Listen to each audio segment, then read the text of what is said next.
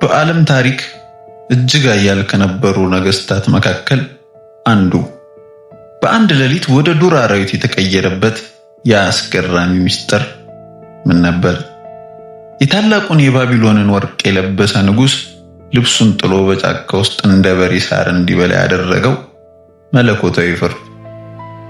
ይህ ታሪክ በትዕቢት ናውዞ ራሱን ከአምላክ በላይ ስላደረገው በመጨረሻም ጥፍሩ እንደ ንስር ጸጉሩ እንደ አንበሳ ጎፈር ሆኖ ስለተቀጣው ንጉስ ናቡከደነጾር እውነተኛ ታሪክ ነው።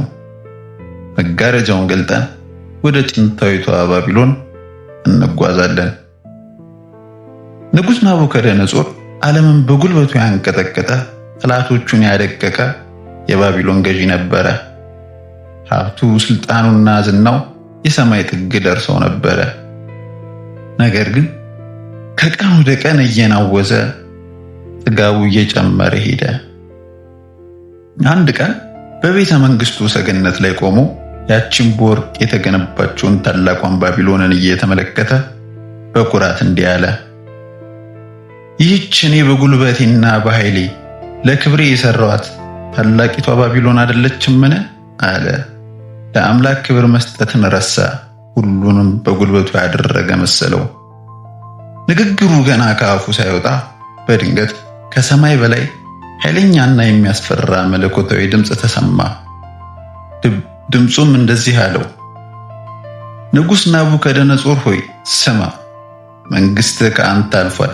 ከሰው ልጆች ተለይተህ ትባረራለህ፣ መኖሪያህም ከዱር አራዊት ጋር ይሆናል አለው። በዚያች ቅጽበት የንጉሱ የሰዓታት ክብር ከንቱ ሆነ፣ አእምሮም ተናወጠ። ልቡ የሰው መሆኑ ቀርቶ የዱር አራዊት ልብ ተሰጠው። ካባውንና ወርቁን ጥሎ ከቤተ መንግስቱ እየጮኸ ወደ በረሃ ወደ ጫካ ሸሸ። ታላቁ ንጉስ አሁን የለም። በምትኩ በጫካ ውስጥ በአራት እግሩ የሚዞር አስፈሪ ፍጡር ሆነ።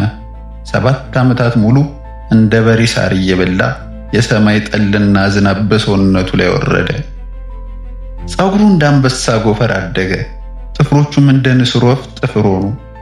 ማንም ሊቀርበው የማይደፍረው የዱር አውሬ ሆነ።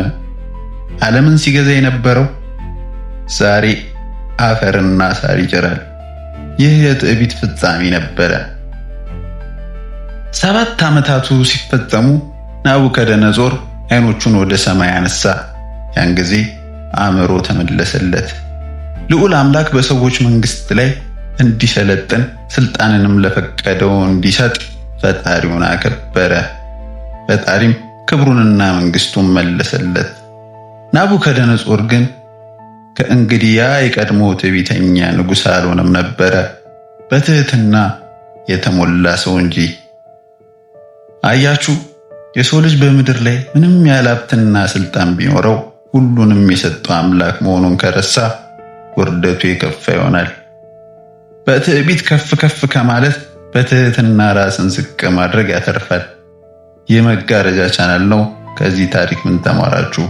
በኮሜንት አጋሩኝ። በሚቀጥለው እስክንገናኝ ሰላም።